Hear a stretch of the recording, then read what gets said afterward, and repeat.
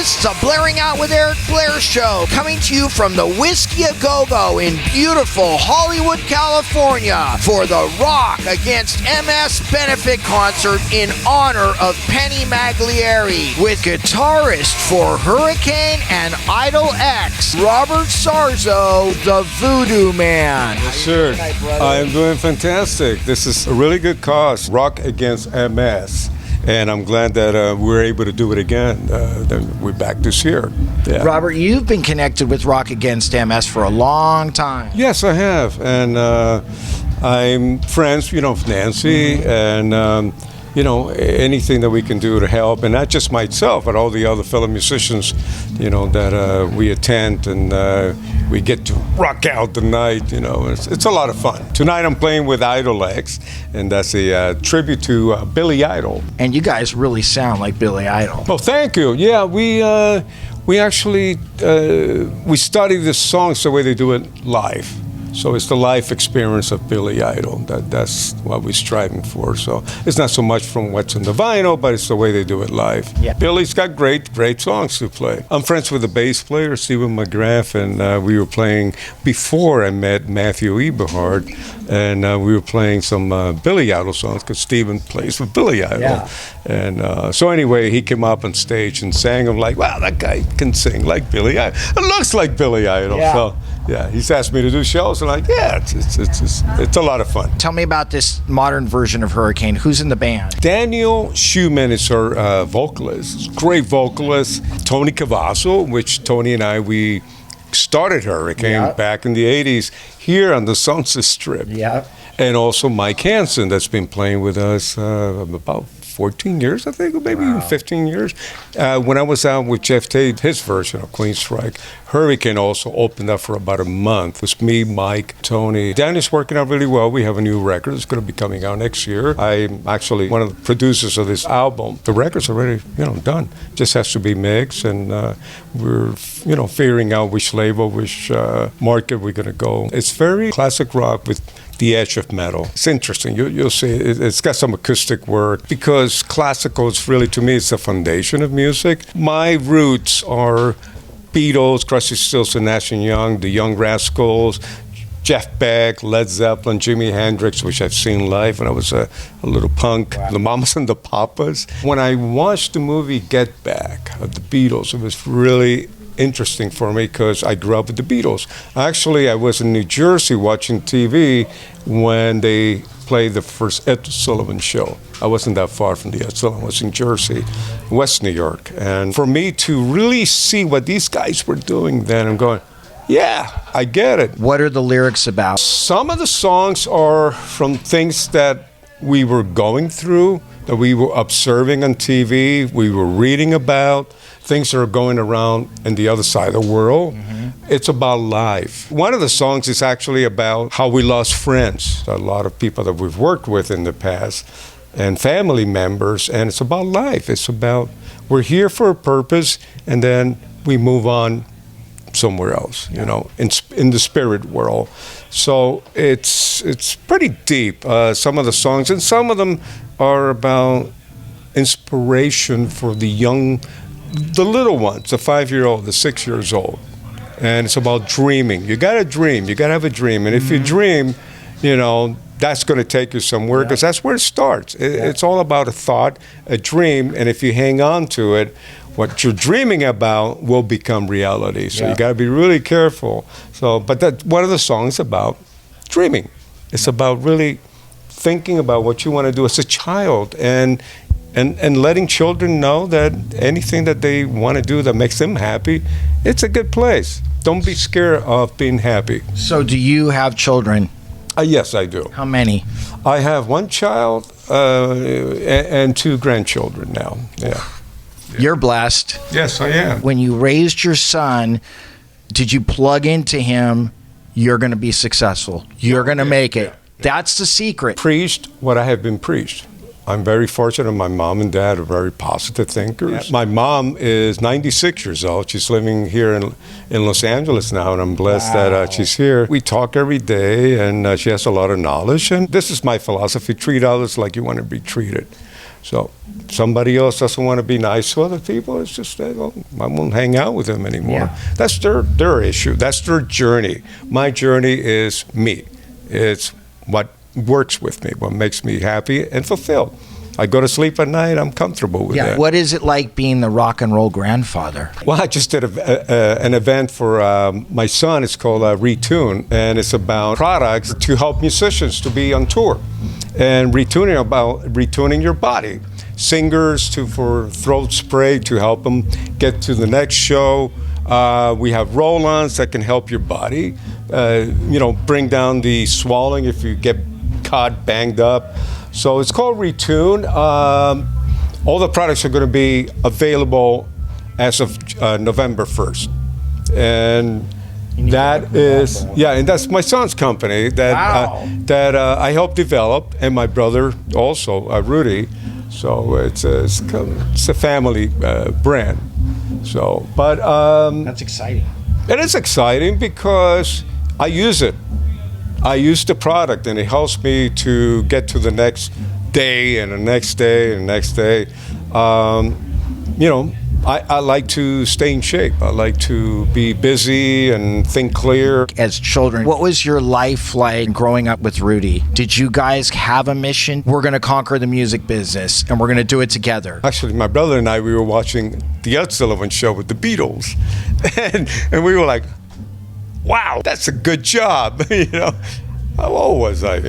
7 years old, 6. Yeah, I think I was 7 years old. That really intrigued me.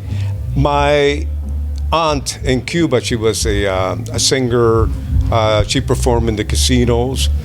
And my uncle was a classical pianist, so we had music around us. But Mom and Dad were jocks. My dad was champion in Cuban gymnastics 3 years in a row, and my mom played tennis. Like Miami High, so I was considered a professional tennis player.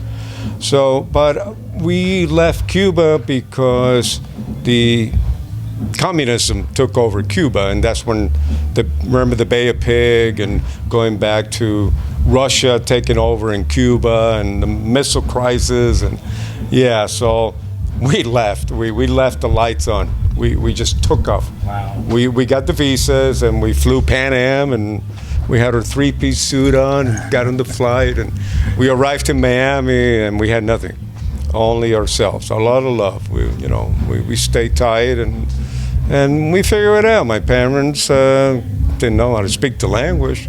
It was very rough for them, and they were comfortable in Cuba, but everything was shifting already. Communism just started taking everybody's money, telling you what you're going to earn and what you're going to do, and what's going to happen to your kids. So it's like, we're out of here.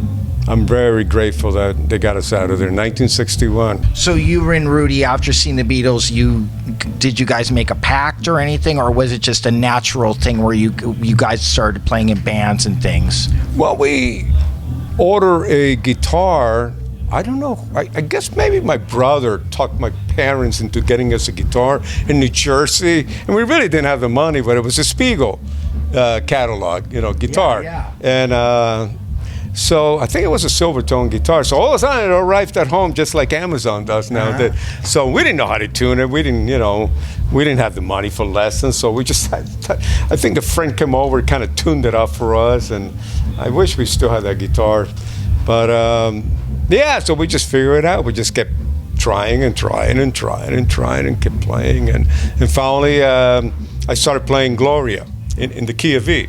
And I'm like, holy cow, I can play a song. So you reverse that song, and then you can play lo, I, go A to D, but so those 3 chords took me really far. Yeah. You can play a lot of songs playing a 1-4-5 progression, but I didn't know it was a 1-4-5 progression. I just knew what chords, and they sounded melodic. So just copying stuff from the record. And what's interesting is back in the 60s and the 70s, if you wanted to learn a guitar lick, like I used to slow down Jimmy Page, and I would put it on 16 because you had the 33 RPM, and sometimes it wasn't slow enough. I wanted to hear his growl, his pull of the strings, so I would actually put stuff on top of the vinyl to slow it down.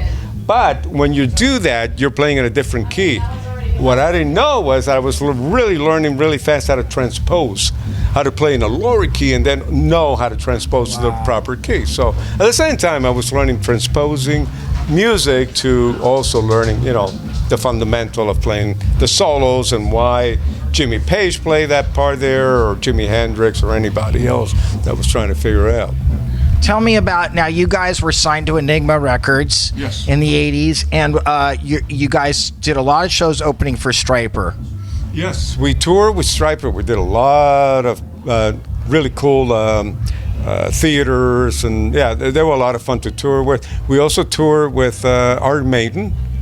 That was a lot of fun to tour with them. Also with Cheap Trick, Gary Moore. Even though it was a smaller scale touring with Gary Moore, but that was more about the guitar playing, the music. So when you're touring and you're opening up for great guitarists, it kind of, you get encouraged to even go even further and and try harder. And it was great because I got to jam with him, once in a while backstage, because we would have, little amplifiers, those old crate amplifiers. They were new back then. Who did you bond with when you were touring with Iron Maiden? Who in Iron Maiden did you bond with? They had their family with them. So it wasn't so much of the bonding with the band, but it was just great energy. Okay. They actually told us, play as loud as you want. We don't care. We'll give you all the lights, That's great. And we were doing beautiful arenas with them, which they're still doing. Yeah. So they were really nice, big, gigs, I should call them. So it just felt great. Now, there's rumors that when you were on tour with Stryper that you guys used to punk each other. Tell me about some of those. Yeah, we got to know each other very well, so we were, terrorize each other a little bit without disrupting the too much of the show. So Robert Sweet plays on the side, right? And then he's got the fans underneath it, and there's like a mesh flooring, and blowing the hair. I mean, it's a beautiful thing. So we would get smoke bombs and light it up under ballad, on the sweetest ballad. And all of a sudden, there's all these yellow smoke that you can't even see Robert Sweet. And it's like, oh shit, it's like trying to play. So it's like, okay. They were like, okay. So then we go on the next night, and all of a sudden they had like boxes of pizzas, and they're feeding us while we're playing on stage. They're just walking out, all of them on a line, and they're just feeding us, and we're eating it. So it must have been pretty decent pizza. What did you bonded with Michael and Robert and Oz and Tim? All of them, the whole band. Yeah, really good people. Yeah. The highlights of your Enigma period, the Hurricane Enigma period with Kelly. Going to Japan, we did a lot of tours. We had a lot of great shows. It was great because starting out here on the Sunset Strip, and all of a sudden now we're on tour constantly. MTV on heavy rotation with Amontu and Hurricane and Over the Edge. Just traveling. We had a good time. Gave it all we had. How did you, you and Rudy, okay, gotta wrap it up. Okay, Robert, sorry, man. It's a wrap! Hi, guys. All right, don't bust me. All right. All right. Hey, God bless you, brother. Thank you, brother. Good talking to you. Good talking I love to you, man. All right, Just like my brother, we'll just keep chatting. Yeah, I know. Let's do that. All right, Blairing Out with Eric Blair show. It's Robert's. Blair. Robert Sarzo signing off. Bye-bye. The Blairing Out Show.